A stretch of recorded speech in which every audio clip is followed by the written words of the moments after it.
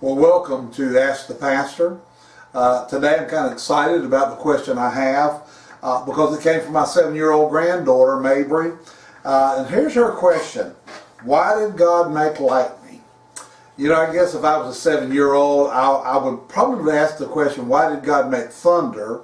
But she wanted to know about the lightning part of it and all. And first of all, I want to say, Maebry, thank you for watching Ask the Pastor. And it's amazing to me that a 7-year-old has seen the video, knows it's out there, and has to send me a question in to answer for her. Well, I did my research on lightning, and I didn't find where lightning was mentioned in the Bible until after the flood. So we had the flood, and then after that's when it begins to come in. And in most cases, I find that thunder went along with the lightning. And we know today usually we see lightning, and then following it we'll have some thunder that will take place with it all. Well, in order to find out about this lightning and why there is lightning, I had to look towards science. The Bible really doesn't give us anything to help us with it. And here's what I found out, that lightning is caused by a positive and a negative charge of energy, that when they come in contact with that negative energy, that positive energy and that negative energy come together, and that's what makes the lightning and causes that bolt to come across and all. Here's what I learned about lightning also, and about our atmosphere and things, and when I looked at it, I want you to know God's behind the lightning. God is the one who created it, and now I begin to understand why. The lightning helps fertilize our plants, and I didn't realize that. Our atmosphere is what I read about lightning and our atmosphere, that our atmosphere contains approximately 70% nitrogen, but this nitrogen exists in a form that plant life cannot use. So when lightning strikes, it helps dissolve that nitrogen, and it dissolves it, and it does it in the water, and which then creates a natural fertilizer that plants can absorb through their roots. So lightning is good, maybe for Grandpa's garden. It's good for that and helping it grow and all. I have noticed that after a thunderstorm or rain and all, that my garden always looked different. And by me just studying and reading, now I understand why. That lightning has helped the nitrogen be released, and that helps my garden grow and all. Now, I also found this out because I looked a little bit further about the lightning, but it also produces ozone. We hear a lot today about our ozone being destroyed because of our cars and the exhaust fumes and all these kind of different things and all. And we talk about that ozone being destroyed and torn down and all.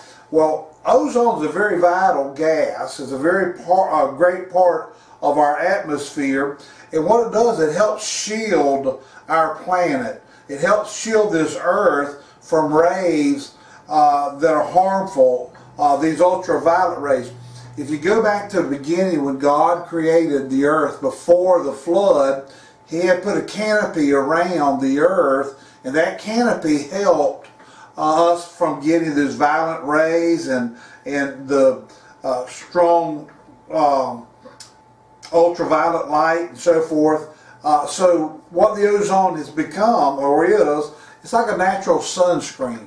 It's out there to cover the earth and all, and it's known as the Earth ozone layer. And it absorbs and blocks the majority of the sun's UV radiation, and which helps us keep from being burned up and scorched and all.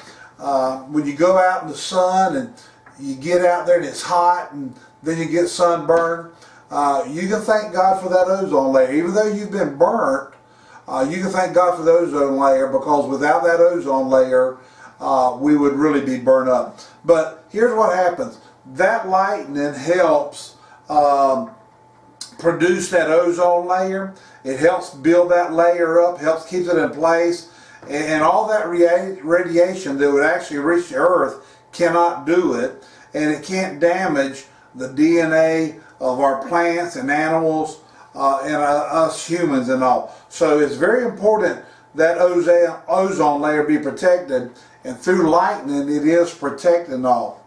Well, even though that lightning might be scary at times, and maybe I'm sure it scares you when you see it lightning across the sky and it's a lightning bolt out there, God has a purpose for that ozone layer, for that lightning, in helping protect our ozone layer and helping our gardens with that nitrogen and all of our plant life.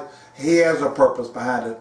So when next time you see the lightning, stop and think, boy, God had a plan we never even realized through that lightning in helping our earth and helping us. So that's Maebry's question about why God created lightning. I hope it helped maybe some of y'all think about the lightning the next time, that it has specific purpose and all. Well, thank y'all for watching Ask the Pastor today. Keep watching us. Invite others to watch it. And we are answering questions. Remember to send it to our web address. And I'm going to try my best to get it right this time. And I may have to look at it. Pastor Lee, KRBC@gmail.com. So I even had to have it on my note. Last time I messed up about 3 times.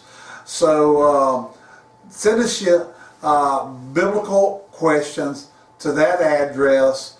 And some have tried to send them emails. If you want me to answer your questions, send it to the email address. Thanks for watching. Thanks, Maebry, for your question.